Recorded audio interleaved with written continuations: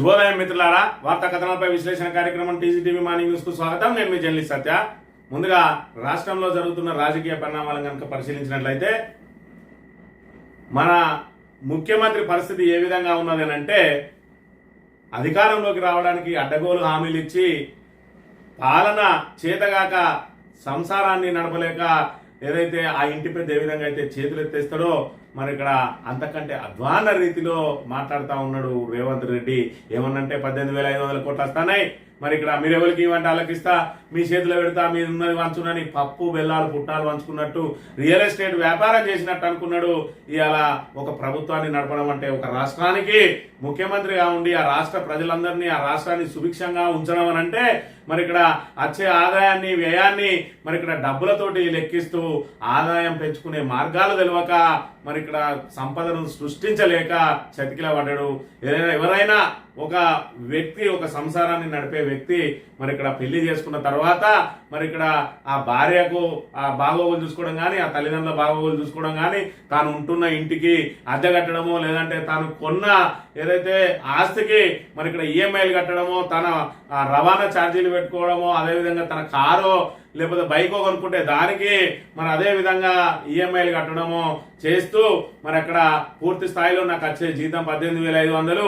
మరి ఇక్కడ ఈ 18,500 నా భార్యని ఏ విధంగా చూసుకోవాలి, నా తల్లిదండ్రులు ఏ విధంగా చూసుకోవాలి, ఈఎంఐ ఎట్లా కట్టాలి, ఇంటి రెంట్ ఎట్లా కట్టాలి, మరి నేను కొన్న సైట్కు ఈఎంఐ ఏ విధంగా కట్టాలి, మరి ఇక్కడ నేను నన్ను కోసిన రూపాయి లేదు, మరి మీరు ఏం చేస్తారో చేయండి, మరి ఇక్కడ ఈఎంఐ ఆపాలనా లేకపోతే మా తల్లిదండ్రులను చూసుకోవడం బంద్ చేయాలనా లేదంటే నా భార్య బాగోగులు చూసుకోవడం బంద్ చేయాలనా, నాకు ఇంతకంటే చేత కాదు అని అంటే అంతకంటే మరి అసమర్థుడు ఎవడన్నా ఉంటాడా అనే విషయాన్ని మనం ఇక్కడ గమనించాలి.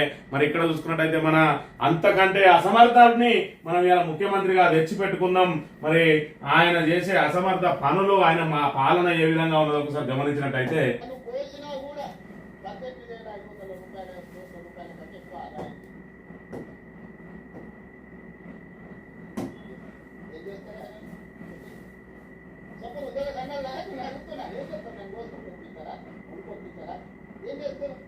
లేదు ఉన్నదే 18,500 కోట్లు. ఎంత వంచుతామో చెప్పండి. తను పోసినా కూడా 18,500. ఇది ముఖ్యమంత్రి తీరు, ఇది ముఖ్యమంత్రి వ్యవహరించాల్సిన తీరు. మరి నన్ను కోసినా కూడా 18,500 కంటే ఒక్క రూపాయి కూడా ఎక్క రాదు. నేను ఏం చేయాలి? 18,500 కోట్లు వేస్తానే, అలా 6,500 కోట్లు జీతాలు భత్యాలకు పోతాయి, 6,500 కోట్లు మరి ఇక్కడ ఏదైతే ఉన్నదో అప్పులు దానికి పోతానే అంటాడు. ఇక నా దగ్గర 5,000 కోట్లే మిగులుతున్నాయి, వీటిని దేనికి చేయాలి, సంక్షేమ పథకాలు ఏ విధంగా చేయాలి మీరే చెప్పురు అని అంటాడు. మరి ఇక్కడ ఒకవైపు ఏమో 6,500 కోట్లు కడతానా అప్పులు అంటాడు. మరి 1,58,000 కోట్ల రూపాయలు అప్పు తెచ్చి ఏం చేసినవా అని అంటే నెలకు 10,000 చొప్పున మరి కేసీఆర్ తెచ్చిన అప్పులే కట్టిన అంటాడు. అల్లకెళ్ళి 10,000 కోట్లు కడతాను, ఇళ్ళకెళ్ళి 6,500 కోట్లు కడతానవా? మరి ఇళ్ళకెళ్ళి 6,500 కోట్లు కట్టినట్టయితే ఆ నెలకు 10,000 కోట్లు ఏం చేసినావు? లేదంటే ఆ నెలకు 10,000 కోట్లు అక్కడ నుంచి తెచ్చినావు అని అన్నప్పుడు మళ్ళీ అప్పుల కోసం ఇవి కడతానని ఈ 18,500 కోట్లలో ఎందుకు చూస్తాను? ఈ 18,500 కోట్లలో 6,500 కోట్లు మరి ఇక్కడ మిగిలిపోతాయి కదా, వాటిని ఉద్యోగులకు ఏదైతే పెండింగ్ డిఏ ఉన్నదో, పిఆర్సీ ఉన్నదో అవన్నీ చేస్తే అంత కొడితే 10,000 కోట్లు కాదు. మరి నువ్వు డిఏలు విడత వారికి ఇచ్చినా కూడా మరి ప్రతి నెల 2,000 కోట్లు ఇచ్చిన 5 నెలల్లో ముట్టాల్సిన పైసలు వాళ్ళకు మరి ఎందుకు ఈ రకంగా వాళ్ళను వేధించక తింటాను? మరోవైపు వాళ్ళను ఏదైతే బ్లాక్ మెయిల్ చేస్తా ఉన్నాడు, ఎమోషనల్ బ్లాక్ మెయిల్ అంటే ఏదైతే వాళ్ళు హక్కులు అడిగినరో ఆ హక్కులు అడిగితే వాళ్ళను దేశద్రోహుల్లాగా లేకపోతే మరి ఇక్కడ ప్రజాద్రోహుల్లాగా ప్రజల రక్తాన్ని పీడించుకొని తింటారు ఉద్యోగులనే అర్థం వచ్చే విధంగా ఏదైతే రేవంత్ రెడ్డి తన అసమర్థతను, పరిపాలనలో వైఫల్యాన్ని, లోటుపాట్లన్నింటినీ కప్పిపుచ్చుకోవడానికి ఉద్యోగుల మీద ఏ విధంగా నెపం నెడతా ఉన్నాడు. ఇవాళ ఆర్టీసీ వాళ్ళు కానీ ఉద్యోగులు కానీ మరి ఇక్కడ సమరం చేస్తారంటే ఎవరి మీదనే సమరం చేస్తారు? 98% మంది ప్రజలు మీకు జీతాలు ఇస్తారట. కేసీఆర్ హయాంలో మరి అప్పుడు 98% మంది ప్రజల జీతాలు వాళ్ళకి ఇయ్యలేదా? ఆ రోజు సివిక్కు అంటే పిసిసి అధ్యక్షునిగా నోరు నెత్తిలో పెట్టుకొని ఆ రోజు నువ్వు పోయి మరి అక్కడ ఉద్యోగుల పక్షాన చేతగాని సీఎం నువ్వు దిగిపోవడం లేదా? ఇలా చేతగాను మీ పీఠం మీద కూర్చుండేందుకు దిగిపో. మరి దిగిపోతే ఒక్క ఓంగాడు కూడా మరి నువ్వు ఏదైతే 18,500 కోట్లు వస్తానే ఆ 18,500 కోట్లు వంచడానికి అయితే మరి నీ ప్లేస్ లా ఒక ఓంగాడు ఉన్నా లేకపోతే ఒక పారిశుద్ధ కార్మికుడు ఉన్నా మరి అక్కడ కూర్చొని పరిపాలన చేయొచ్చు.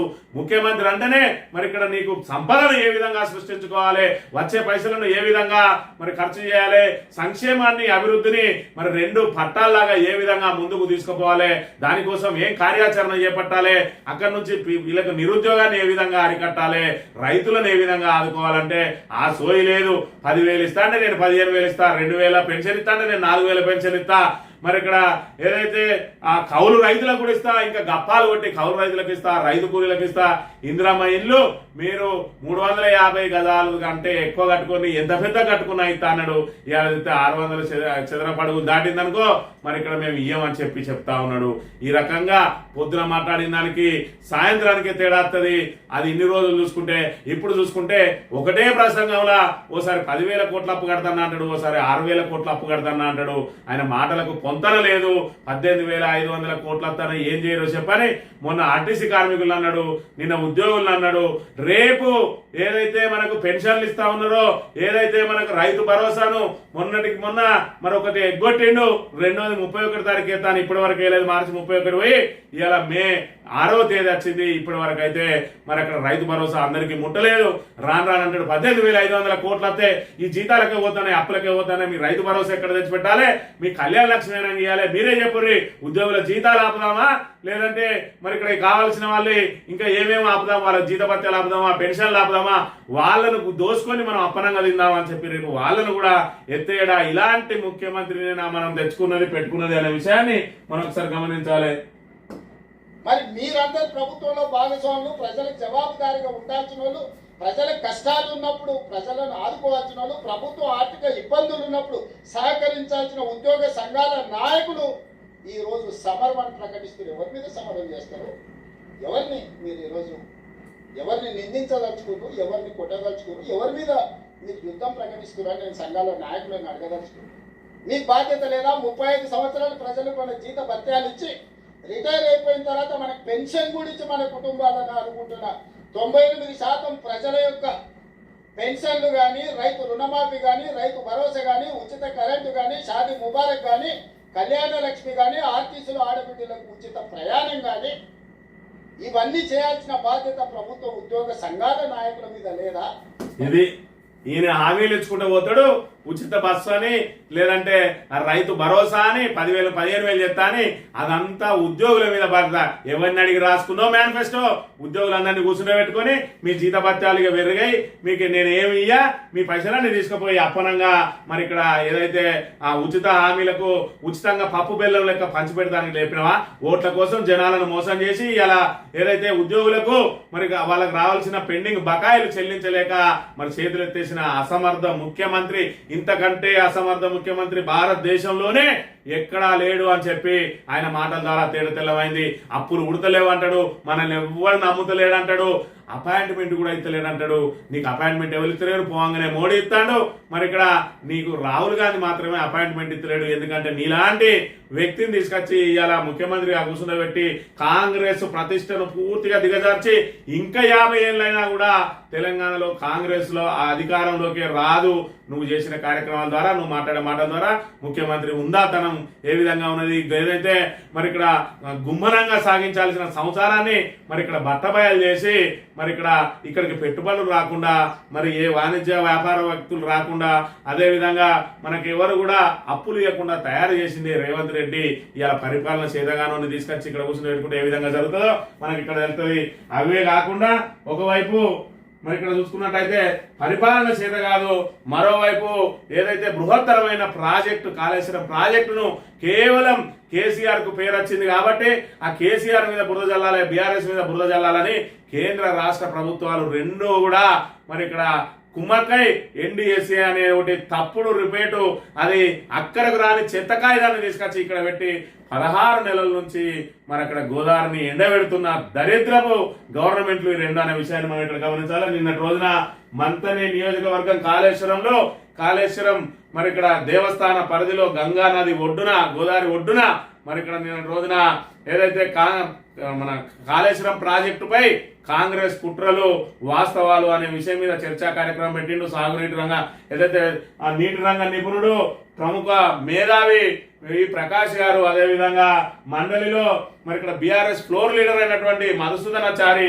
అదేవిధంగా వివిధ నియోజకవర్గాలకు సంబంధించిన మరి ఎమ్మెల్యేలు కోరకం చంద్ర అయితే, అదేవిధంగా మరి ఇక్కడ మాజీ మంత్రి కొప్పులేశ్వర్ గారు అయితేంది, కల్వకుంట్ల విద్యాసాగర్ రావు గారు అయితేంది, మరి ఈ రకంగా బెల్లంపల్లికి సంబంధించి చిన్నయ్య, అదేవిధంగా మంచిర్యాలకు సంబంధించి దివాకర్ రావు, వీళ్ళందరూ కూడా నిన్న రోజున హాజరై కాళేశ్వరంలో ఏ విధంగా కుట్రలు పడుతా ఉన్నది, కాళేశ్వరం ప్రాజెక్టుకు సంబంధించి మరి ఇక్కడ ఏ విధంగా మరి ఆ నీటినన్నింటిని కూడా ఒడిసి పట్టుకొని ఈ రోజు రాష్ట్రాన్ని సస్యశ్యామలం చేయాల్సిందాన్ని, ఒక పిల్లర్ గుంగిందాన్ని బూచిగా చూపెట్టి ఈ రోజు ఆంధ్ర పాలకులకు ఆంధ్రాకు నీరు తరలించడానికి తెలంగాణ నుంచే కుట్రలు మొదలైనవి అని చెప్పి నిజాం కాలం నుంచి మొదలు పెట్టుకుంటే మరి ఇప్పటి వరకు కూడా గోదావరి మీద కేసీఆర్ వచ్చే వరకు ఒక్క ప్రాజెక్టు కూడా కట్టలేదు తెలంగాణలో.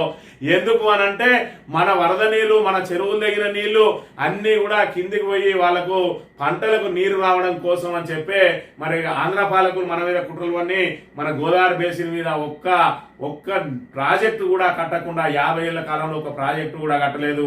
మన వరద నీటినంతా కూడా, మన గోదావరి నీటినంతా కూడా వాళ్ళ వైపు మళ్లించుకున్నారు. ఈ రోజు కనుక కేసీఆర్ కట్టిన ఏదైతే మేడిగడ్డ ద్వారా వాళ్ళకు నీటికి ఇబ్బందులు అవుతా ఉన్నాయని చెప్పి వాళ్ళు ఏ నెలలో నాట్లేస్తారు, మన వాళ్ళు ఏ నెలలో నాట్లేస్తారు, వాళ్ళకు ఎప్పుడు అవసరం ఉంటుంది నీళ్లు, మనకెప్పుడు అవసరం ఉంటుంది. మరి మనము ఎగువన ఉన్నాం, మనకు వర్షాలు కూడా ముందుగా వస్తాయి. మరి మనకు వర్షాలతో పాటే మనం తొలకరితోటే మనం ఇక్కడ దాన్ని దున్నుకొని నాట్లేసే సమయానికి మనకు పుష్కలంగా నీళ్లు ఉంటాయి. మరి వాళ్లకు 2 నెలల తర్వాత తొలకరి పలకరిస్తుంది.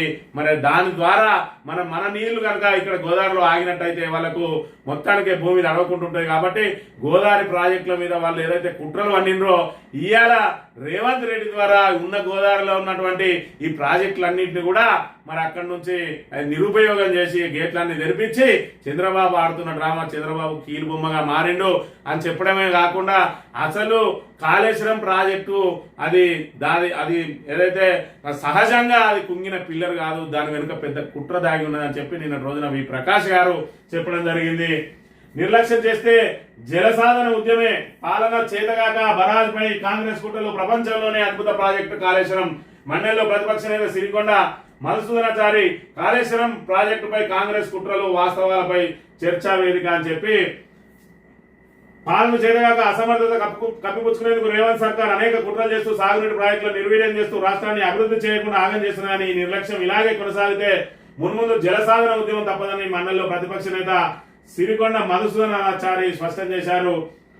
సోమవారం మాజీ ఎమ్మెల్యే పుట్టమధు ఆధ్వర్యంలో భూపాలపల్లి జిల్లా కాళేశ్వరంలో కాళేశ్వరం ప్రాజెక్టుపై కాంగ్రెస్ కుట్రలు, వాస్తవాలపై చర్చా వేదికకు మాజీ మంత్రి కొప్పులేశ్వర్, సాగునీటి రంగ నిపుణులు వీరమల ప్రకాష్, మాజీ ఎమ్మెల్యేలు, పార్టీ నేతలతో కలిసి ఆయన హాజరయ్యారు. ఈ సందర్భంగా సిరికొండ మాట్లాడుతూ అపార జలరాశులున్న తెలంగాణ నీటి కోసం గోసపడుతున్న క్రమంలో కాకతీయులను ఆదర్శంగా తీసుకున్న కేసీఆర్ నీటిని ఓడిసిపట్టే వారి ఆలోచనలకు అనుగుణంగా ప్రపంచంలోనే అద్భుతమైన కాళేశ్వరం ప్రాజెక్టు రూపకల్పన చేశారని, 10 ఏళ్ల పాటు కాళేశ్వరం జలాలతో అనేక ప్రయోజనాలు పొందామని, కానీ కాంగ్రెస్ పార్టీ ప్రభుత్వం అధికారంలోకి వచ్చిన తర్వాత ప్రాజెక్టులను నిర్వీర్యం చేయాలనే కుట్ర వన్నుతున్నదని చెప్పి ఆయన మాట్లాడితే, కుంగుబాటుపై అనుమానాలు ఉన్నాయంటున్నాడు సాగునీటి రంగ నిపుణుడు ప్రకాష్. మేడిగడ్డ బరాయిలో పిల్లర్ కుంగుబాటుపై అనేక అనుమానాలు ఉన్నాయని సాగునీటి రంగ నిపుణులు ప్రకాష్ అన్నారు. అన్నారం సుందిల్లా బరాయిలు బాగానే ఉన్నాయని, ఎన్డీఎస్ఏ సైతం ఈ 2 బరాజులు రిపేర్ చేయాలని సూచించలేదని, సీఎం రేవంత్ మాత్రం రవీంద్రపాడు సాక్షిగా 3 బరాజులు కూలిపోయాయని చెప్పడం విడ్డూరంగా ఉందన్నారు. కేసీఆర్ 9.5 ఏళ్ల పాలనలో 50% నిధులు రైతు సంక్షేమం కోసమే ఖర్చు చేశారని చెప్పి ఇక్కడ ఆయన గుర్తు చేసిండ్రు. ఇక దుష్ప్రచారానికి అడ్డుకట్ట వేయాలంటున్న మాజీ మంత్రి కొప్పులేశ్వర్, కాళేశ్వరంపై కాంగ్రెస్ సర్కార్ పనిగట్టుకుని దుష్ప్రచారం చేస్తున్నాయని, వీటికి అడ్డుకట్ట వేయాల్సిన అవసరం ఉన్నదని మాజీ మంత్రి కొప్పులేశ్వర్ అన్నారు. ఈ ప్రాజెక్టు ద్వారా రాష్ట్రంలోని అన్ని జిల్లాలకు నీళ్లు అందించామని, నల్గొండ, ఖమ్మం, మెదక్ లాంటి జిల్లాలను కాళేశ్వరం నీళ్లు సస్యసేవనం చేశాయని చెప్పి గుర్తు చేశారు. ఎన్డీఎస్ఏ సైతం పిల్లర్లకు మరమ్మతులు చేసి నీళ్లు నిల్వ చేయాలని చెప్పిందని, ప్రాజెక్టు నిర్మాణంలో అవినీతి జరిగిందని చెప్పలేదన్నారు. చిన్న సమస్యను కాంగ్రెస్ ప్రభుత్వం భూతత్వంలో పెట్టి చూపించి ప్రజలను నమ్మించే కుట్రలు చేస్తుందన్నారు. ఇక నమ్మితే నట్టేట ముంచాలంటున్న పుట్ట మధుకర్, మాజీ ఎమ్మెల్యే, మేనిఫెస్టో కమిటీ చైర్మన్ గా మేలు చేస్తాడని నమ్మిన ప్రజలు నట్టేట ముంచిన చరిత్ర ప్రస్తుత మద్దని ఎమ్మెల్యేదని మాజీ ఎమ్మెల్యే పుట్ట మధుకర్ విమర్శించారు. కాంగ్రెస్ పార్టీ అధికారంలోకి వచ్చిన తర్వాత బెల్ట్ షాపులను తొలగిస్తామని, 4,000 పింఛన్, మహిళలకు 2,500, కాళేశ్వరం ప్రాజెక్టులో భూములు కోల్పోయిన నిర్వాసితులకు పరిహారం ఇప్పిస్తానని నమ్మించి వంచారన్నారు. చిన్న కాళేశ్వరం పూర్తి చేస్తామని చెప్పి ఈనాడు పంటలు సాగు చేసే భూములను లాక్కొని కాలువలు తాగుతున్నారని, వెంటనే భూసేకరణ నిలిపివేసి గ్రామ సభల ద్వారా పరిశీలన చేసి పనులు చేయాలని ఆయన ఎదురు పలికారు. ఈ రకంగా ఏదైతే కాళేశ్వరం ప్రాజెక్టు మీద ఏ రకంగా కుట్రలు జరుగుతున్నాయో మరి పూర్తి స్థాయిలో హాజరైన మాజీ ప్రజాప్రతినిధులు కానీ మండలి మరి ప్రతిపక్ష నేత కానీ అదే విధంగా మరి ఇక్కడ సాగునీటి రంగ నిపుణులైనటువంటి ప్రకాష్ గారు కానీ కూలంకషంగా వివరించిండ్రు. అసలు ఎన్డీఎస్ఏ నివేదిక ఏంది అన్న పేర్కొన్నది ఏంటిది, దాని ద్వారా మరి ఇక్కడ కొండంద వేలికను పట్టినట్టు ఎన్డీఎస్ఏ హడావిడిగా 3 రోజులలో వచ్చి ఏదైతే రిపోర్ట్ ఇచ్చిందో 16 నెలలు 15 నెలల తర్వాత కూడా అదే రిపోర్ట్ ఇచ్చింది.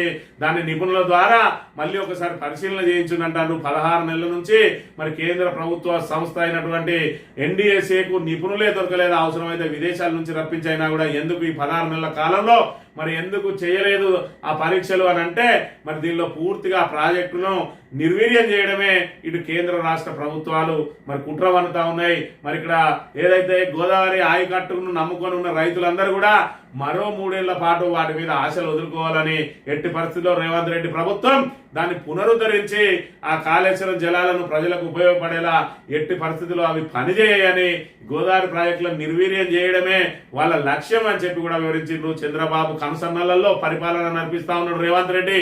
ఈ రోజు 10 సంవత్సరాల పాటు మన సాగునీటి ప్రాజెక్టులన్నిటికీ అడ్డుకట్ట వేసి మన నీటిని కూడా జలచౌర్యం చేసినటువంటి మరి ఇక్కడ ఏదైతే ఆంధ్రప్రదేశ్ కు సంబంధించిన ఏదైతే ఇరిగేషన్ ప్రిన్సిపల్ సెక్రటరీ ఆయన పదవి విరమణ అనంతరం ఆయనను మన దగ్గరికి తోలిండు చంద్రబాబు. ఈ రోజు నీటి సలహాదారులుగా ఆయనను పెట్టుకున్నాడు. నీటి సలహాదారులుగా పెట్టుకుంటే ఆయన నీటిని ఆంధ్రాకు తరలించే ప్రయత్నం చేస్తారా లేదంటే మన కోసం పనిచేస్తారా అనేది ప్రజలు ఆలోచించాలని చెప్పి కూడా ఆయన వివరించిండు. ఈ రోజు ఆంధ్రాకు సంబంధించిన వాళ్ళందరినీ ప్రధాన పదవులలో మరి పెడతా ఉన్నాడు. అక్కడ రిటైర్ అయిన వాళ్ళందరినీ కూడా తీసుకొచ్చి ఇక్కడ పెడతా ఉన్నాడు. అదంతా కూడా చంద్రబాబు నాయుడు చేస్తున్న పనే. అసలు రేవంత్ రెడ్డి ఇవాళ ముఖ్యమంత్రిగా కూర్చున్నాడు అని అంటే దానిలో చంద్రబాబు నాయుడు మరి ఇక్కడ ప్రమేయం ఉన్నది. ఏదైతే పిసిసి అధ్యక్షునిగా ఆయనకు మరి ఇంతమంది సీనియర్ కాంగ్రెస్ నాయకులు కాదని పిసిసి అధ్యక్ష పదవి కట్టబెట్టడానికే చంద్రబాబు నాయుడు సహకారం ఉన్నదని చెప్పి రేవంత్ రెడ్డి కనుక పిసిసి పదవి ఇచ్చినట్టయితే ఎన్నికలలో మా తెలుగుదేశం పార్టీ క్యాండిడేట్లను నిలబెట్టకుండా మీకు బేషరతుగా మద్దతు ఇస్తామని చెప్పి లోపాయకారి ఒప్పందం ద్వారానే ఈయన పిసిసి అధ్యక్షునిగా అయిండు. ఆ తర్వాత మరి నిజంగానే వాళ్ళు ఒక్క ఎమ్మెల్యేను కూడా నిలబెట్టకుండా ఈరోజు ఏదైతే కాంగ్రెస్ పార్టీకి ఇక్కడ టీడీపీ అంతా కూడా కలిసి పనిచేసిండ్రు. దాని తర్వాత మనం ఏదైతే అక్కడ జరిగిన మరి ఇక్కడ సంబరాలలో కాంగ్రెస్ జెండాల కంటే టీడీపీ జెండాలే ఎక్కువ ఎగిరిన విషయాన్ని కూడా ఆయన నిన్న గుర్తు చేసిరు. కాళేశ్వరం ప్రాజెక్టులు నిర్వీర్యం చేసే కుట్ర చంద్రబాబు నాయుడు అనితే మరి రేవంత్ రెడ్డి ద్వారా దాన్ని ఆ కుట్రను అమలు చేస్తా ఉన్నాడు. దీని వెనుక భారీ కుట్ర ఉన్నది. ఖచ్చితంగా కాళేశ్వరం ప్రాజెక్టులను నిర్వీర్యం చేయడానికి ఆంధ్ర పాలకులకు మరి ఇక్కడ మేలు జరిగేందుకే రేవంత్ రెడ్డి ఈ పని చేస్తా ఉన్నాడు అని చెప్పి ఆయన కుండ బద్దలు కొట్టిండు. అది కూలిపోవడంలో కూడా ఖచ్చితంగా రేవంత్ రెడ్డి పాత్ర ఉన్నదని కూడా అనుమానాలు వ్యక్తం చేసిండు. ఎక్కడో 10 టీఎంసీల లోపల ఉన్నటువంటి పిల్లలు మరి ఇక్కడ కుంగుతే ఎందుకు అంత పెద్ద సౌండ్ వచ్చింది, ఆ సౌండ్ విని ఆ ఇంజనీర్లు అక్కడికి ఎందుకు ఉరికిండ్రు, ఆ సౌండ్ ఎందుకు వచ్చింది అనే దాని మీద ఎన్డీఎస్ఏ ఇప్పటి వరకు కూడా ఎందుకు దానికి సంబంధించిన అంశాన్ని చర్చించలేదు, నివేదికలో పొందుపరచలేదు.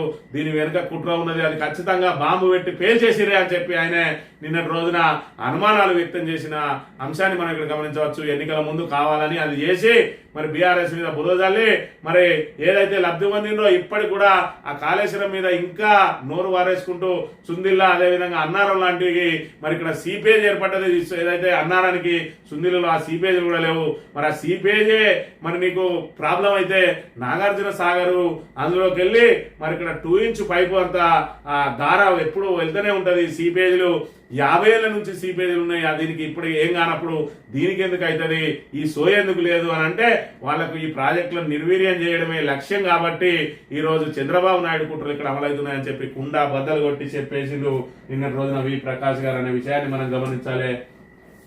ఈ వార్తలు కనుక పరిశీలించినట్టయితే మొత్తం దివాలా తీసినాం. ప్రభుత్వ ఉద్యోగులను నేను అడుగుతున్నా, మీరు ఎవరి మీద సమరం చేస్తున్నారు? ఉద్యోగాలు వచ్చిన తెలంగాణ ప్రజల మీద ప్రజలపై యుద్ధం చేసి బాగుపడతారా? జనం కష్టాల్లో ఉంటే అండగా ఉండరా? కొత్త కోరికలతో ధర్నా చేస్తే ఉన్నది కొలుతుంది. పన్నులైనా పెంచాలి, పథకాలైనా ఆపాలి. అప్పుడే మీ డిమాండ్లను నెరవేర్చగలం. ఏ పథకం ఆపుదామో మీరే చెప్పండి. 10 లక్షల మందితో బహిరంగ సభ పెడతా. ప్రజలకు ఏం చెప్తారో ఆ సభలో మీరే చెప్పండి. మేము తినంగా మిగిలిందే ప్రజలకు ఇస్తామని చెప్తారా ముఖ్యమంత్రి రేవంత్ రెడ్డి వ్యాఖ్యలు. ఏదైతే తమకు రావాల్సిన పెండింగ్ బకాయిలను మరి ఇక్కడ డిఏలను అది ఏదైతే అడుగుతా ఉన్నారో అదేవిధంగా పిఆర్సీ కోసం అడుగుతా ఉన్నారో వాళ్ళకు న్యాయబద్ధమైన కోరికలను ఈరోజు ఏ విధంగా బ్లాక్ మెయిల్ చేస్తా ఉన్నాడు రేవంత్ రెడ్డి, పరిపాలన చేతగాక ఆదాయాన్ని పెంచుకోలేక వనరులను సృష్టించలేక సంపద సృష్టించలేక మరి చతికిల పడి మరి ఇక్కడ పాలన వైఫల్యాన్ని అంతా కూడా మరి ఇక్కడ ప్రభుత్వ ఉద్యోగుల మీదకి నెట్టేస్తా ఉన్నాడు. అలా కళ్యాణ లక్ష్మి అమలు చేయొద్దా, నేను వాళ్ళకు నా పెన్షన్ ఇవ్వద్దా, నేను వాళ్ళకి సన్నబియ్యం ఇవ్వద్దా, మరి మీ జీతపత్యాలకు వాళ్ళన్నిటిని ఆపాలన్నా చెప్పు 10 లక్షలతో సభ పెడతాడట, సభ పెడతా అని చెప్పి ఎమోషనల్ బ్లాక్ మెయిల్ చేస్తా ఉన్నాడు.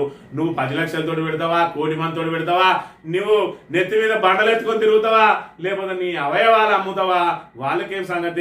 నువ్వు అవతల ప్రభుత్వం చేతగాంది నేను అంతకంటే గొప్పగా చేస్తా అంటే నిన్ను నమ్మి ఇటు ఉద్యోగులు కానీ, ఇటు విద్యార్థులు కానీ, ఇటు నిరుద్యోగులు కానీ, ఇటు రైతులు కానీ నిన్ను నమ్మి ఓట్లేసిరు. నువ్వు అధికారంలోకి వచ్చినావు, ఏ విధంగా సంపద సృష్టిస్తావో సృష్టించు. వాళ్లకు రావాల్సినవి ఎవరికి రావాల్సినవి వాళ్లకు న్యాయంగా అందే విధంగా చేసిన వాడే సమర్థుడైన ముఖ్యమంత్రి అవుతాడు. నాకు 18,500 కోట్లు వస్తానే, నేను ఏం చేయాలనో చెప్పుర్రి, అవి మీ చేతుల్లోనే వస్తా అన్నాక నువ్వెందుకు ముఖ్యమంత్రి పీఠం మీద? వెంటనే దిగిపోతే సమర్థుడైన ముఖ్యమంత్రి దాని మీదకి వచ్చిన రోజు అది నీ కాంగ్రెస్ లో ఎవరైనా సమర్థులు ఉంటే వాళ్ళు వస్తారు, లేదంటే మీ మొత్తానికే మరి మీరు దాన్ని బర్తరఫ్ చేయరు ప్రభుత్వాన్ని. అప్పుడు కొత్త ప్రభుత్వం వచ్చి వాళ్ళన్న చేస్తారు. చేతనైతే పనులు చేయాలి, చేత కాకపోతే పక్కకు తప్పుకోవాలి. కానీ నేనేం చేయలేను కానీ సీటు మీద కూర్చుంటా అనేటోడు ముఖ్యమంత్రిగా తెలంగాణకు అవసరమా అనేది తెలంగాణ ప్రజానీకం గుర్తించాలి. నిన్నటి రోజున ఆర్టీసీ కార్మికులను బ్లాక్ మెయిల్ చేసిండు, ఇవాళ చూసుకున్నట్టయితే ప్రభుత్వ ఉద్యోగులను బ్లాక్ మెయిల్ చేస్తా ఉన్నాడు. రేపు సంక్షేమ పథకాల లబ్ధిదారులను కూడా ఇదే రకంగా బ్లాక్ మెయిల్ చేస్తాడు. మొత్తానికైతే అసలు మాకు చేత కాదు అని చెప్పి మరి కుండా బద్దలు కొట్టి చెప్పిండు. ఇక చెప్పుడు ఈ విధంగా ఉన్నది, మేము దుబారాను మాత్రం 1 రూపాయి కూడా దుబారా చేస్తలేమంటాడు. మరి ఇలా దుబారాలు చూసుకున్నట్టయితే అందాల పోటీల కోసమేమో 200 కోట్లు పెడతాడట. హైదరాబాద్ లో పైలాన్లు కట్టడానికి మూసీలో బోట్లు నడపడం ఎట్లునో తెలుసుకోవడం కోసం 4.5 కోట్లతోటి అధ్యయనానికి పంపిండు. అదే విధంగా ఇక్కడ చూసుకున్నట్టయితే జిహెచ్ఎంసీ కమిషనర్ మొదలుకొని మున్సిపల్ శాఖ ఉన్నతాధికారుల దాకా 22 కోట్లు ఖర్చు పెట్టి వాళ్ళు అధ్యయనాల పేరిట మరి ఊళ్ళని తిరిగి వచ్చిర్రు, దేశాలన్నీ తిరిగి వచ్చిర్రు. ఇక్కడ చూసుకుంటే మరి ఏదైతే హెలికాప్టర్ ఆట ఆడుతా ఉన్నారు మంత్రులు, ఇక ఉత్తమ్ కుమార్ రెడ్డి అయితే ఆయన మరి విమానాలు నడిపేదట. ఆయనకు గాలి తిరుగుడే ఎక్కువ, అంటే కింది మోటార్ల మీద తిరగడు, ఆయన మీది మోటార్ల మీద తిరుగుతాడు. అప్పుడు అలా పైలట్ గా ఉన్నాడు. మరి ఇప్పుడు వచ్చేటప్పటికి ఇక్కడికి వచ్చి మొత్తం హెలికాప్టర్, ఆయన నియోజకవర్గానికి పోవాలన్న హెలికాప్టరే, నియోజకవర్గంలో 2 కిలోమీటర్ల దూరం పోవాలన్నా కూడా హెలికాప్టరే, ఆఖరికి కూరగాయలకు పోవాలన్నా కూడా హెలికాప్టర్ వేసుకొని పోతాడు ఉత్తమ్ కుమార్ రెడ్డి అని చెప్పి ఆయన మీద జోకులు కూడా వేస్తా ఉన్నారు. ఆ రకంగా హెలికాప్టర్ మంత్రులు ఏ విధంగా వాడుతూ ఉన్నారు, దాని ఖర్చు 17 కోట్ల 22 లక్షలు ఇప్పటివరకు ఖర్చు చేసిరట. కేవలం మరి 2005 జనవరి నుంచి ఏప్రిల్ వరకే 17 కోట్లు. అదేవిధంగా భూభారతి అధ్యయనం కోసం 9 కోట్ల రూపాయలు ఖర్చు పెట్టారు. ఢిల్లీ పర్యటనలో ప్రత్యేక విమానాలు కాకుండా కేవలం నేను ఎకానమీలో పోతానని చెప్తాను. ఎకానమీ రేట్లు వేసుకుంటేనే 45 కోట్లట. మరి ఎకానమీలో వేసుకుంటాడా ఒకసారి గమనించినట్టయితే బడ్జెట్ పద్మనాభం అని చెప్పి చెప్పుకుంటా ఉంటాడు. నేను బడ్జెట్ పద్మనాభం వేసుకునే షూ ఖరీదు ఎంతో తెలుసా? ఆయన కాళ్ళకి వేసుకున్న షూ ఖరీదే సుమారు 95,699. అతి పేద ముఖ్యమంత్రి అయినటువంటి రేవంత్ అన్న ఇక్కడ వేసుకునేది 95,000 రూపాయల షూలు మాత్రమే వేసుకుంటాడు, అతి సామాన్యమైన షూలు. ఇక్కడ చూస్తే ఈయన ఎన్నడూ కూడా మరి ముఖ్యమంత్రి హోదాలో ప్రత్యేక విమానంలో పోవచ్చట. మరి ఈయన ఎప్పుడు చూసినా ఎకానమీలో పోతాడట. ఈయన పక్కపట్టున్న వాళ్ళు, ఈయన అధికారులు, ఈయనకు సంబంధించిన వాళ్ళు అనుకున్నారు. ఆయనకు అక్కడ ఎక్కిన తర్వాత ఆయన చుట్టుపక్కల ఉన్న ప్రయాణికులు ఎవరైతే ఉన్నారో వాళ్ళతో దిగిన ఫోటో అన్నట్టుగా పెట్టిండు. ప్రత్యేక విమానాలు వేసుకొని తిరుగుతాడు ఈయనకు సంబంధించిన సిబ్బంది. ఇది మరి నువ్వు ఎకానమీలో పోతే మరి నువ్వు నీ సిబ్బంది మాత్రమే ఎందుకున్నారు ఇలా అనే విషయాన్ని కూడా గమనించాలి. ఇవి ఆయన ప్రత్యేక విమానం. ఎప్పుడు పోయినా నేను ఎకానమీలో పోతా, మరి అందరితో పాటే పోయి అందరితో పాటే వస్తున్నా, ఖర్చులు తగ్గించుకుంటున్నా అనేది మరి నేను చెప్తే మొత్తం ప్రజలందరూ నేను ఏం చెప్తా అది నమ్ముతారు, దద్దమ్మలు అన్నట్టుగా వ్యవహరిస్తా ఉన్నాడు రేవంత్ రెడ్డి అనే విషయాన్ని కూడా మనం ఇక్కడ గమనించాలి. ఇక వీళ్ళకైతే హెలికాప్టర్ ఒక ఆట అయిపోయింది. మరి అడుగు పెడితే హెలికాప్టర్, అడుగు తీస్తే హెలికాప్టర్, ఈ రకంగా ప్రజాధనాన్ని అంతా దుర్వినియోగం చేసుకుంటూ అధికారులను మాత్రం నిందలు వేస్తూ వాళ్ళకు రావాల్సిన పెండింగ్ బకాయిలు ఇవ్వడానికి, మరి రిటైర్మెంట్ బెనిఫిట్లు ఇవ్వడానికి పైసలు లేక 18 18,500 కోట్లు వేస్తాను, నన్ను ఏం చేయమంటారు, నన్ను ఓసుకొని తింటరా చెప్పు అని చెప్పి మాట్లాడే ముఖ్యమంత్రి ఇంకా ఆయన పరిపాలన ఏ విధంగా చేస్తాడు, ఇంకా రైజింగ్ తెలంగాణ ఏ విధంగా అవుతుందో మరి ఇక్కడ తెలంగాణ ప్రజానీకం ఆలోచన చేసుకోవాలి. కాంగ్రెస్ కు ఓటైతే ఏమవుతుంది అని చెప్పి కేసీఆర్ చెప్పిండు, అంతకంటే అధ్వానంగా తయారైంది. ఇలా రాష్ట్రాన్ని దివాలా తీయించిండు. ఆఖరికి ఉద్యోగులు కూడా ఈ రాష్ట్రం విడిచిపెట్టిపోయి పక్క రాష్ట్రాల్లో ఏమైనా ఉద్యోగం దొరికే అవకాశం ఉంటే వెళ్ళిపోయే పరిస్థితిని సృష్టిస్తా ఉన్నాడు అనే విషయాన్ని కూడా మనం ఇక్కడ ప్రధానంగా గమనించాలి. ఇక యుద్ధ మేఘాలు మరి ఇక్కడ ముంచుకొస్తా ఉన్నాయి. మరి యుద్ధం కనుక జరిగితే మనలో మనం ఏ విధంగా రక్షించుకోవాలని చెప్పి రేపు దేశమంతా కూడా మ్యాక్ డ్రిల్స్ ఏర్పాటు చేస్తా ఉన్నారట. మ్యాక్ డ్రిల్స్ అని అంటే యుద్ధం వచ్చినప్పుడు మనలో మనం ఏ విధంగా సేవ్ చేసుకోవాలి, మనతో పాటు మన పక్క వాళ్ళను ఏ విధంగా సేవ్ చేయాలి, శత్రు దేశాల నుంచి పడే ఏదైనా బాంబుల వర్షం కురిసినప్పుడైనా ఎట్లయితే మనలో మనం ఏ విధంగా కాపాడుకోవాలనే దానికి దేశమంతా రేపు ఒకటేసారి మ్యాక్ డ్రిల్స్ నిర్వహించబోతా ఉన్నారు. ఇది 1971లో ఆ రోజు పాకిస్తాన్ తోటి యుద్ధం జరిగిన సమయంలో మరి ఇలాంటి మాక్ డ్రిల్ చేసిండ్రు. మళ్ళీ ఇప్పుడు మాక్ డ్రిల్ చేస్తా ఉన్నారంటే యుద్ధం ఎంత తీవ్రంగా ఉండబోతుంది అనేది ఇక్కడ స్పష్టమవుతా ఉన్నది. మరి యుద్ధానికి ముందు యుద్ధ సన్నాహాలు చేయాలి, ఎవరు కూడా గుడ్డిగా యుద్ధానికి చేరుకోవద్దు. మరి యుద్ధ సన్నాహాల్లో భాగంగా మరి ఇప్పటికే దౌత్యపరంగా పాక్ను ఒంటరిని చేసిండ్రు. పాక్ ఇతర దేశాల నుంచి సహాయం అందకుండా మరి ఎక్కడికక్కడ కట్టడి చేసిండ్రు. అదేవిధంగా ఏదైతే జలవనరులను వాళ్ళకు వదలకుండా మరి అన్ని నదుల మీద సింధు ఒప్పందాలను రద్దు చేసిండు. చినాగ్ నది మీద కూడా మరి అక్కడి నుంచి నీళ్లు రాకుండా అడ్డుకట్ట వేసిండు. దాంతో మరి పాక్ ఉక్కిరి బిక్కిరి అవుతా ఉన్నది. మరి ఇక్కడ పూర్తిగా శత్రువును దెబ్బ కొడితే మళ్ళీ కోలుకోలేని దెబ్బ కొట్టాలని చెప్పి, అదేవిధంగా వాళ్ళు తిరగబడితే మన పౌరులను ఏ విధంగా రక్షించుకోవాలని ఇక్కడ శత్రుదాన్ని ఎదుర్కొనేలా పౌరులకు స్వీయ రక్షణపై శిక్షణ ఇవ్వబోతా ఉన్నారట రేపటి రోజున అనే విషయాన్ని మనం ఇక్కడ గమనించాలి. ఇక టార్పాలీలు దిక్కులేవు, గన్నీలు గదిలేవు, కొనుగోలు కేంద్రాల్లో సమస్యల తాండవం, వర్షాలతో తడిసిపోతున్న పద్దు, వడ్లు కాంటా పెట్టి ఎత్తేందుకు 15 రోజులు సెంటర్లో రైతుల పడిగాపులు, తాగేందుకు కుక్క నీళ్లు కూడా కరువు, నిర్వాహకుల ఇష్టారాజ్యం, కొనుగోలు నిలిచి కడుపు మండి రోడ్డెక్కిన రైతులు వడ్లెప్పుడు కొంటారని నిలదీత ధర్నాలతో స్తంభించిన రహదారులు అని అంటే ఎట్లా కొట్టడానికి 18,500 ఎత్తాయి, 6,500 కోట్లు అటుపోతున్నాయి, 6,500 కోట్లు ఇటుపోతున్నాయి, చేతులు 5,000 కోట్లు ఉంటాయి. 5,000 కోట్లతోటి టార్పాలిన్ లెక్క నుంచి తెస్తాడు, బియ్యవే నుంచి కొంటాడు. మరి ఇక్కడ వీళ్ళందరికీ ఏర్పాట్లు ఏ విధంగా చేస్తాడు. కాబట్టి ప్రజలే మీరే ఒకసారి నిర్ణయించుకొని రైతులు మీ చేతుల్లో 18,500 కోట్లు పెడతారు, జీతాలు ఎట్లిస్తారో బత్తాలు ఎట్లిస్తారో మరి ఇవి అప్పులు ఎట్లా కడతారో అవి చేసిన తర్వాత మిగిలితే మీరు తీసుకొని, లేకపోతే మీకే కావాలని అనుకుంటే మన జీత పత్యాలను ఎగ్గొడతారా చెప్పురి. రేపు జరగబోయే కార్యక్రమం ఇదే. ఇక మిగిలింది రైతులు మరి ఉద్యోగుల పని అయిపోయింది, మరి ఇక్కడ ఆర్టీసీ కార్మికుల పని అయిపోయింది. ఇక నెక్స్ట్ రైతులది. ఆ రైతుల తర్వాత మళ్ళీ ఏదైతే లబ్ధిదారులు సంక్షేమ పథకాల లబ్ధిదారులది ఉంటది. మరి ఇక్కడ మనం రేవంత్ అన్న తెచ్చి నెత్తిలో పెట్టుకొని ఆ దరిద్రాన్ని అంతా కూడా ఇవాళ మోయాల్సిన దుస్థితి వచ్చింది. ఇక వేద పాఠశాలకు సంబంధించి బాసరలో వేద పాఠశాలలో ఒక విద్యార్థి మీద మరి ఏదైతే అనుమానాస్పద స్థితిలో గాయపడి ఉన్నాడో, ఆయన కోమాలో ఉన్నాడు, ఇంకా కూడా మరి ఆయన మాట్లాడతలేడు. ఆయనకు సంబంధించిన ఆయన మిత్రుడు చిన్న పిల్లలు మరి ఆయన కరెంట్ షాక్ అయి గురైండు. మొత్తానికైతే బాసర వేద పాఠశాలలో ఏదో జరుగుతా ఉన్నదని చెప్పి అనుమానాలు వ్యక్తమవుతున్నాయి. ఇప్పుడు ఈయన ఏదైతే మణికంఠ అనే పిల్లవాడి తండ్రి స్వామి పైన అనుమానాలు, వేద పాఠశాలలో ఏదో జరిగింది, దాన్ని చూసినందుకే ఇంత ఘోరం, మా కొడుకులు లేకుండా చేసిండు, కరెంట్ షాక్ తో చచ్చిపోయిండు అన్నారు. ముందు రోజే వీడియో కాల్ మాట్లాడిండు. కేసు కోసం బాసర దాకా పోవాలంటే కూటమి లేని వాళ్ళు మాతోటి అయితే లేదు, ఒక్కసారి పోయేస్తే 2,000 ఖర్చు అవుతున్నాయి. వేరే విద్యార్థి మణికంఠ తండ్రి రాజేందర్ ఆవేదన అని చెప్పి మరి ఇక్కడ లోహిత్ అనే పిల్లగాడు ఆయన మీద దాడి జరిగింది. మరి కొండముచ్చుల దాడి అని చెప్పిండ్రు. కొండముచ్చుల దాడి కాదు, కత్తులతోటి గొడ్డలతోటి దాడి చేసినట్టుగా ఉన్నదన్నారు. అసలు ఏం జరుగుతుంది, ఆశ్రమం ముసుగులో ఏం జరుగుతుంది అనేది ఆ పిల్లవాడు చూసిండా, దాని ద్వారానే జరిగిందా అనే మరి అనుమానాలు అయితే వ్యక్తం అవుతున్న వేళ అది చూసిండు అని చెప్పి పేర్కొంటున్న మణికంఠ అనే పిల్లగాడు కూడా మరి కరెంట్ షాక్ గురై చనిపోయిండు అంటే దాని మీద పెద్ద ఎత్తున అనుమానాలు వస్తున్నాయి. మరోవైపు పోలీసులు 40 రోజుల నుంచి విచారణలో మాత్రం అతిగతి లేకుండా ఇంకా ముందుకు సాగడం లేదు. మరి దీని వెనుక ఉన్న మరి ఆ సీక్రెట్ ఏదో బయటికి తీయాలి, ఆ సస్పెన్స్ ను మరి ఇక్కడ వీడిపోయేలా చేయాల్సిన బాధ్యత ఇక్కడ పోలీసుల మీదనే ఉన్నదనే విషయాన్ని మనం గమనించాలి. ఇక రజతోత్సవ సభకు వెళ్లాడని ఇందిరా మిల్లు కట్టట జాబితాలో పేరు తొలగించారని నల్గొండ జిల్లా పాల్వాయికి చెందిన సాయి ఆవేదన. రేకుల ఇంటిలో 3 పిల్లలతో జీవనం. ఇల్లు ఎందుకు ఇవ్వలేని కాంగ్రెస్ నాయకులను అడిగితే నువ్వు బీఆర్ఎస్ మీటింగ్ పోయినావు కదా, పోయి బీఆర్ఎస్ వాళ్ళని అడుగు అంటున్నారు అని చెప్పి రజతోత్సవ సభ పోయిందని ఇందిరా మిల్లు కట్టట. అసలు రాష్ట్రంలో ప్రజాపాలన ఎక్కడ నడుస్తా ఉన్నది? అందిన కాడికి దోచుకో అని చెప్పి ఎవరికి తోచిన విధంగా వాళ్ళు దోచుకొని రాష్ట్రాన్ని సత్యనాశనం చేస్తా ఉన్నారు. ముఖ్యమంత్రి ఆ విధంగా ఉంటే కింది కార్యకర్తలు ఇంకే విధంగా ఉంటారు అనే విషయాన్ని అయితే మనం గమనించవచ్చు. సాక్షి దినపత్రిక విషయానికి వస్తే ఇందులో కూడా దీన్నే ప్రధాన వార్తగా ప్రచురించింది. ఉద్యోగుల మీద సమరం ఎవరి మీద చేస్తాను మీరు అని చెప్పి వాళ్ళను మరి ఇక్కడ పూర్తి స్థాయిలో బ్లాక్ మెయిల్ చేయడానికి ప్రయత్నిస్తున్న పరిస్థితిని కూడా మనం గమనించవచ్చు.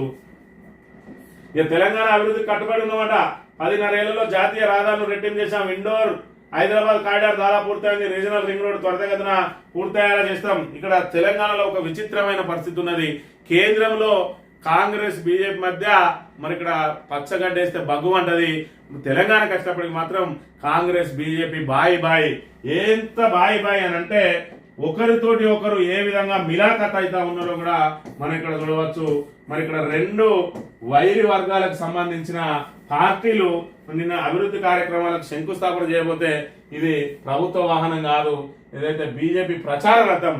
ఆ బీజేపీ ప్రచార రథం మీద నితిన్ గడ్కరీ, అదేవిధంగా ఇక్కడ కేంద్ర మంత్రి కిషన్ రెడ్డిలు ఉంటే రాష్ట్ర మంత్రులు ఇక్కడ వాళ్ళతో చెట్టా పట్టాలు వేసుకొని తిరుగుతారు. ఇక్కడ చూసుకున్నట్టయితే కోమటిరెడ్డి వెంకటరెడ్డి, ఇక్కడ చూసుకున్నట్టయితే పొన్నం ప్రభాకర్లు మరి ఇక్కడ వాళ్ళతోటే వాళ్ళ ప్రచార రథం మీద వచ్చి మేము ఇక్కడ bye bye Congress BJP bye bye, బడే బాయ్ చోటే బాయ్, మా నరేంద్ర మోడీ బడే బాయ్, మా రేవంత్ రెడ్డి చోటే బాయ్, మేము అందరం కలిపితే బాయ్ బాయ్ అని ఇక ఈ విధంగా చెట్టా పట్టాలు వేసుకొని తిరుగుతూ ఉంటే కాంగ్రెస్ అసమర్థ పాలనను కనీసం ప్రశ్నించడానికి కూడా మరి వీళ్ళు ముందుకు రావడం లేదు అని అంటే వీళ్ళు ఏ విధంగా మిలాఖత్ అయినరు? వీళ్ళిద్దరికి ఉమ్మడి శత్రువు బీఆర్ఎస్ ను అంతం చేస్తే తర్వాత నువ్వు నేను ఏలుకోవచ్చు.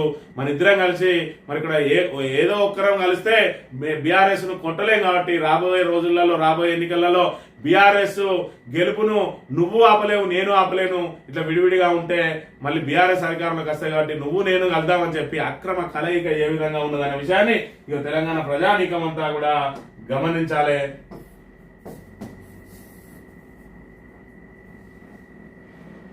$10.26 టీఎంసీలు కేటాయించండి. జూలై వరకు నీటి కేటాయింపులపై కృష్ణా బోర్డు త్రిసభ్య కమిటీకి రాష్ట్రం వినతి. ఇప్పటికే ఏపీ కోటాకు మించి జలాలు వాడుకున్నారని ఫిర్యాదు. ఏపీ జలాలు కోటాకు మించి వాడుకుంటుంటే మరి ఇక్కడ ఏం ఇస్తున్నారు మనోళ్ళు అనే విషయాన్ని మనం ఇక్కడ గమనించాలి. కోటాకు మించి వాడుకున్నారట, ఇప్పుడు దయాదండం అని చెప్పి అడుక్కుంటా ఉన్నారు. అసలు కేఆర్ఎంబీకి కృష్ణా ప్రాజెక్టులు అప్పగించకుండా కేసీఆర్ 10 ఏళ్ల పాటు పోరాటం చేస్తే వచ్చిన వెంటనే వాళ్ళకి అప్పచెప్పి ఇవాళ చేతులు ముడుచుకొని కూర్చున్నాడు రేవంత్ రెడ్డి. కేవలం చంద్రబాబు నాయుడుకు మేలు చేయడం కోసం చంద్రబాబు నాయుడు శిష్యుడిగా ఇవాళ చంద్రబాబు ఏదైతే కొంతమంది చెప్తారో నా చెప్పులు పెట్టి నడిపిస్తారా అని చెప్పి ఇక అట్లున్నది మన రాష్ట్ర పరిస్థితి. చంద్రబాబు ఏది చెప్తే ఇవాళ రాష్ట్రంలో అది అమలవుతున్న పరిస్థితి. అందులో భాగంగానే చంద్రబాబుకు మిత్రుడు నరేంద్ర మోడీ, మరి ఇక్కడ చంద్రబాబుకు శిష్యుడు ఇక్కడ రేవంత్ రెడ్డి. అందుకే అక్కడ బడే బాయిండు, ఈయన చోటే బాయిండు. ఇలా పార్టీ ఏవైనా కూడా వీళ్ళ మధ్య వ్యక్తిగత సంబంధాలతోటి రాష్ట్రాన్ని మరి ఏ విధంగా దెబ్బతీస్తా ఉన్నారనే విషయాన్ని అయితే మనం ఇక్కడ ప్రధానంగా గమనించాలి.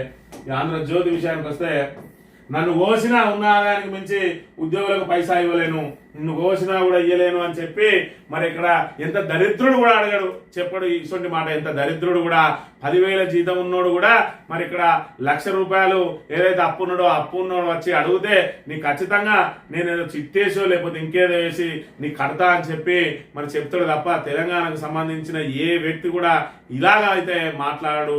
ఈ రకంగా ఇంత దరిద్రంగా మాట్లాడే ముఖ్యమంత్రి దొరకడం మరి ఇక్కడ తెలంగాణ రాష్ట్ర ప్రజలు చేసుకున్న మరి ఏం కర్మ అనేది మరి ఇక్కడ మనం గమనించాలి. ఎవరు చేసిన కర్మ వారు అనుభవిస్తున్నారు అన్నట్టుగా తెలంగాణ ప్రజలు తీసుకొచ్చి రేవంత్ రెడ్డి నెత్తి మీద పెట్టుకొని ఇవాళ 10 సంవత్సరాల పాటు మరి కాలు మీద కాలేసుకొని బతికిన సబ్బండ వర్గాలకు ఈ రోజు తెలుస్తా ఉన్నది. మరి ఇక్కడ కాంగ్రెస్ అధికారంలోకి వస్తే మరి ఆనాటి రోజులు తెస్తా అంటే ఆనాటి రోజులు మరి ఏంటి, ఆ రోజు మనం ఏ విధంగా పీడించబడ్డాము, ఏ విధంగా మన నిధులు నియామకాలు నీళ్లు దోపిడీకి గురైనాయి. మరి ఇవాళ అదే పరిస్థితిని తీసుకొచ్చిండు రేవంత్ రెడ్డి అనే విషయాన్ని ఇప్పుడు ప్రజలకు తెలుస్తా ఉన్నది. 16 నెలలు 16 యుగాలుగా గడుపుతా ఉన్నారు తెలంగాణ ప్రజానీకం. ఇంకా 3 సంవత్సరాల పాటు అనుభవించాలి. మరి దీన్ని ఈ 3 సంవత్సరాల తర్వాతనే మళ్ళీ ప్రజలకు మంచి రోజులు వస్తాయి. అది కూడా ప్రజలు మళ్ళీ ఏదైతే తెలంగాణ రాష్ట్రంని అభివృద్ధికి కట్టుబడి ఎవరున్నారు అనేది గుర్తించిన రోజే వాళ్ళు మళ్ళీ వాళ్ళ జీవితాలను మళ్ళీ గాడిలో పెట్టుకునే అవకాశం ఉంటుందనే విషయాన్ని కూడా మనం గమనించాలి. మార్కులు తగ్గిన సీట్ గ్యారంటీ నీటిపై అనవసర ఆందోళన వద్దు, నిపుణులు ప్రైవేట్ సంస్థలకు ఈతో కుస్తీ పడుతున్న విద్యార్థులు తమకు తక్కువ మార్కులు వస్తాయని ఆందోళన అని చెప్పి నీటిలో మరి ఏదైతే ఇబ్బందికరంగా వచ్చిందట ఫిజిక్స్ లో, మరి ఇక్కడ క్వశ్చన్లు 50 క్వశ్చన్లు ఉంటే 25 క్వశ్చన్లు అనేటి అసలు సమాధానాలే తెలియనంత క్లిష్టతరంగా ఉన్నాయి. కాబట్టి ఎవరు కూడా విద్యార్థులు మరి ఇక్కడ రాసిన అభ్యర్థులు ఎవరైతే ఉన్నారో మీరు ఎవరు కూడా ఇబ్బంది పడద్దు. ఇంతకు ముందు మరి ఏదైతే 480 మార్కులు దాటిన వాళ్ళకి మాత్రమే వచ్చే అవకాశం ఉండే, ఈసారి 430 మార్కులు వచ్చిన వాళ్ళకు కూడా అవకాశం ఉంటుంది అనే విషయాన్ని మరి ఇక్కడ గమనించాలని, మార్కులు తక్కువ వస్తాయని చెప్పి మీరు ఎవరు ఆందోళన చెందొద్దని. ఇక్కడ నీట్ సరిగా రాయాలని ఇద్దరు ఆత్మహత్య జగిత్యాల ఆదిలాబాద్ జిల్లాలలో, మరి అందుకే నిపుణులు ముందుగానే చెప్తా ఉన్నారు ఈసారి ఎంతటి మన ఎక్స్పర్ట్లకైనా కూడా వాళ్ళకు కూడా తక్కువ మార్కులు వస్తాయి కాబట్టి మీకు వచ్చిన తక్కువ మార్కులు అనుకొని మరి ఇక్కడ మీరు ఇబ్బంది పడద్దు. కీ చూసుకొని నాకు మార్కులు రాలేదు అనుకోవద్దు. పోయిన కట్ ఆఫ్ కంటే 20-30 మార్కులు తక్కువనే కట్ ఆఫ్ టాప్ ఉంటది అనే విషయాన్ని గమనించి మరి మీరు బేరీజ్ చేసుకొని ఎదురు చూడాలి తప్ప దీని మీద ఆందోళన చెందొద్దు అని చెప్పి వాళ్ళు చెప్తున్న పరిస్థితిని మనం ఇక్కడ ప్రధానంగా గమనించాలి. ఇక సహచట్టం ప్రధాన కమిషనర్ గా చంద్రశేఖర్ రెడ్డి ఖరారు చేసిన గవర్నర్ ప్రభుత్వ ఉత్తర్వులు జారీ, పెండింగ్ లో 7 కమిషనర్ల ఫైలు.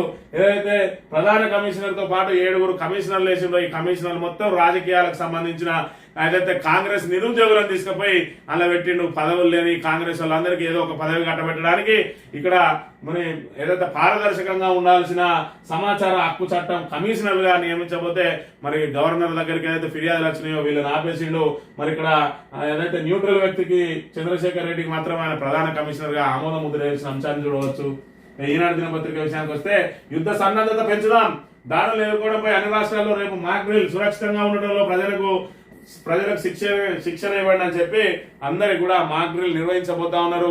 యుద్ధానికి మరి ఖచ్చితంగా సిద్ధమైంది భారత్ కూడా, త్యాగాలకు కూడా సిద్ధమైంది. భారతదేశ ప్రజానీకం అంతా కూడా ముక్త కంఠంతో కోరుతా ఉన్నారు. ఖచ్చితంగా పాక్ కు బుద్ధి చెప్పండి, మళ్ళీ ఇలాంటి ఉగ్ర చర్యలు చేపట్టకుండా మరి ఇక్కడ దానికి బుద్ధి వచ్చే విధంగా యుద్ధాన్ని కూడా మధ్యలో వదిలేయకుండా ఖచ్చితంగా రాబోయే రోజులలో ఉగ్రవాదం వైపు అంటే భారతదేశం వైపు ఉగ్రవాదులు కన్నెత్తి చూడడానికే గడగడ వణికే విధంగా బుద్ధి చెప్పాలని చెప్పి యావత్తు మరి దేశ ప్రజలు కోరుకుంటున్న పరిస్థితి మనం చూడవచ్చు. రానున్న 3 ఏళ్లలో 2 లక్షల కోట్ల పనులట. మరి 2 బడ్జెట్లలో సున్నా పెట్టినరు. సున్నా పెట్టినా కూడా మంచిగా చెట్టా పట్టాలు వేసుకుని తిరుగుతా ఉన్నారు కాంగ్రెస్ ను. మరి ఇక్కడ బీజేపీ, మరి బీజేపీ అంటే కేంద్రంకి ఎట్లా ఉంటది అంటే కేంద్రంలో ఇటు కాంగ్రెస్ ఉన్నా ఇటు బీజేపీ ఉన్నా కూడా దక్షిణాది రాష్ట్రాల మీద శీతకన్నే ఉంటది. ఎందుకంటే అందులో చక్రం దింపేది మరి ఇక్కడ కిషన్ రెడ్డి ఉన్నాడు, బొగ్గు గనుల శాఖ మంత్రి, కానీ ఇక్కడ ఆయన కేంద్ర ప్రభుత్వంలో ఆయనది 0 స్థానం. అదే విధంగా ఎవరున్నా కూడా మరి అక్కడ కేంద్రంలో చక్రం తిప్పేదంతా కూడా ఉత్తరాది నాయకులే కాబట్టి మరి అక్కడ అభివృద్ధి అంతా కూడా ఉత్తరాదికే పరిమితం అవుతుంది, దక్షిణాది మీద శీతకన్ను ఉన్నది. అందుకే ప్రాంతీయ పార్టీలు బలంగా ఉండాలి. ప్రాంతీయ పార్టీల అవసరం జాతీయ పార్టీలకు పడ్డప్పుడే మరి ఇక్కడ ఏదైతే దక్షిణాది రాష్ట్రాలు బాగుపడతాయి. ఇవాళ చంద్రబాబు నాయుడుకు ఆంధ్రకు నిధులు ఇస్తా ఉన్నది ప్రభుత్వం అంటే ఆయన ఎంపీల మీద ప్రభుత్వం ఆధారపడి ఉన్నది కాబట్టి ఈ రోజు నిధులు విధిస్తున్న సంగతిని మనం ఇక్కడ ప్రధానంగా గమనించాలి. ఇక ప్రభుత్వాన్ని అస్థిరపరిచే కుట్రాట. చేతగానమ్మా ఏదైతే ఆడలేక మధ్యలో ఓడన్నట్టు నీకు పరిపాలన చేతగాక నిన్ను అస్థిరపరిచే కుట్రే ఉన్నది. ఎవరికి రావాల్సింది వాళ్ళకి ఇచ్చుకుంటూ అందరినీ సంక్షేమాన్ని అభివృద్ధిని సమపాలలో చేసి చూసుకుంటా సంపద సృష్టించే ప్రయత్నం చేయాలి. మరి ఇక్కడ పెట్టుబడులను ఆహ్వానించినాను, 2 లక్షల కోట్ల పెట్టుబడులను ఇప్పటి వరకు అతిగతి లేదు. పూర్తిగా మరి ఇక్కడ ఏదైతే రాష్ట్రాన్ని సర్వనాశనం చేస్తా ఉన్నాడు, హైడ్రా లాంటి దాన్ని తీసుకుని వచ్చి ఇలా మొత్తం రియల్ ఎస్టేట్ రంగాన్ని కుప్పగూల్చింది రేవంత్ రెడ్డి కాదా? మరి ఆ రియల్ ఎస్టేట్ ఆదాయం పడిపోతే అది రాష్ట్ర ఆదాయానికి గండి పడ్డప్పుడు మరి ఇక్కడ నీ రోజువారీ ఖర్చులు వెళ్ళడానికి ఇబ్బందులు అవ్వడానికి సృష్టించింది కారణం నువ్వు కాదా అనే విషయాన్ని మనం ఇక్కడ గమనించాలి. ఈ రకంగా అస్తవ్యస్త పాలనతోటి రావాల్సిన అన్ని ఆదాయ వనరులన్నింటినీ కూడా బ్రేకులేసింది రేవంత్ రెడ్డి. కాబట్టి ఇవాళ పరిపాలన చేతగాక మరి ఇక్కడ అసమర్థుడైన ముఖ్యమంత్రి ఉంటే ఏ విధంగా ఉంటుంది అనేది తెలంగాణ ఏదైతే ఈ 16 నెలల కాలాన్ని కానీ లేదైతే ఇంకా రేవంత్ రెడ్డి సాగించిన కాలాన్ని అంతా కూడా ఒక పాఠ్య పుస్తకంలో చేర్చాల్సిన అవసరం ఉన్నది. భవిష్యత్తులో రాజకీయ పరమైన అంశాలను మరి విద్యార్థులు కూడా తెలుసుకోవాలని అంటే ఏదైతే మరి అసమర్థులు ముఖ్యమంత్రిగా ఉంటే రాష్ట్రం ఏ విధంగా అధోగతి పాలవుతుంది అనే దానికి ఒక ప్రత్యేక పాఠం పెట్టి ఈ రేవంత్ రెడ్డి పరిపాలననే దానిలో చేస్తారు కూడా రాబోయే రోజులలో అనే విషయాన్ని మనం ఇక్కడ గమనించాలి. ఇక దేనికైనా డబ్బులు ఉన్నాయి మన దగ్గర, ఉద్యోగులకు ఇష్టానికి ఉన్నాయి, మరి ఆర్టీసీ కార్మికులకు ఇష్టానికి ఉన్నాయి, అందాల పోటీలు పెట్టడానికి మాత్రం మన దగ్గర డబ్బులు ఉంటాయి. లేదంటే మూసీని 150 కోట్లు పెట్టి సుందరీకరణ చేయడానికి డబ్బులు ఉండయి మరి ఉంటాయి కానీ వీళ్ళకి మాత్రం ఇష్టానికి ఉండదు. జీతభత్యాలు ఇష్టానికి కానీ, వాళ్ళ పెండింగ్ డిఏలు ఇష్టానికి కానీ, వాళ్ళకి చెల్లించడానికి మాత్రం ఉండేవి. ఇలాంటి దుబారా ఖర్చులకు కానీ, హెలికాప్టర్లలో తిరగడానికి కానీ, ప్రత్యేక విమానాలు వేసుకొని తినడానికి కానీ, ఢిల్లీకి చక్కర్లు కొట్టడానికి కానీ, మరి లక్ష రూపాయల చెప్పులు వేసుకోవడానికి కానీ, ఇవన్నిటికీ డబ్బులు ఉంటాయి. కానీ ఇలాంటి మరి ఏదైతే ఉద్యోగులు వాళ్ళకు రావాల్సిన హక్కులు అడిగితే మాత్రం వాళ్ళను దేశద్రోహులుగా చిత్రీకరించే ప్రయత్నం చేస్తా ఉన్నాడు. ఉద్యోగుల పట్ల రేవంత్ రెడ్డి అవలంబిస్తున్న తీరుని ఇప్పటికైనా యావత్ ఉద్యోగ సంఘాలన్నీ కూడా గమనించాలి. మీరు ఏ విధంగా అయితే కేసీఆర్ మీద ఆడిపోసుకున్నారో ఇకనైనా మీకు జ్ఞానోదయం కలగాలి. మరి జ్ఞానోదయం ఎవరి ద్వారా కలుగుతుంది అని అంటే, మీరు ఎవరినైతే నెత్తి పెట్టుకుని తిరిగిండ్రో ఆయన ద్వారా మీకు జ్ఞానోదయం కలిగిందని చెప్పి అనుకుంటా ఉన్నాం. ఇప్పటికైనా రాబోయే రోజులలో మనం తెలివిగా వ్యవహరించకపోతే పూర్తి స్థాయిలో మనది అధపాతాళానికి పోతుంది. ఇప్పటికే ఈ ఐదు సంవత్సరాల కాలంలో మరి అన్ని రాష్ట్రాల కంటే వెనుకబడి వెళ్ళిపోతా ఉన్నాం. మనం ఏదైతే తెలంగాణ అభివృద్ధి పథంలో నెంబర్ 1కు దూసుకుపోయిందో ఈరోజు తిరోగమనంలో మన చివరి స్థానానికి దూసుకుపోయే అవకాశం ఉంటుంది 5 సంవత్సరాల తర్వాత. దాన్ని గాడిలో పెట్టుకోవాలంటే మళ్ళీ మనం తెలంగాణ వచ్చిన తర్వాత ఏ విధంగా అయితే ఇన్ఫ్రాస్ట్రక్చర్ను డెవలప్మెంట్ చేసుకున్నామో మళ్ళీ ఈ రంగాలన్నిటి కూడా మళ్ళీ అదే రకంగా మనం వాటికి మరమ్మతులు చేసుకోవాల్సిన దుస్థితిని ఇవాళ తీసుకొచ్చింది కాంగ్రెస్ ప్రభుత్వం అని చెప్పి తెలియజేస్తూ ఇది ఈరోజు మార్నింగ్ న్యూస్. రేపు వెళ్తాం. Thank you very much.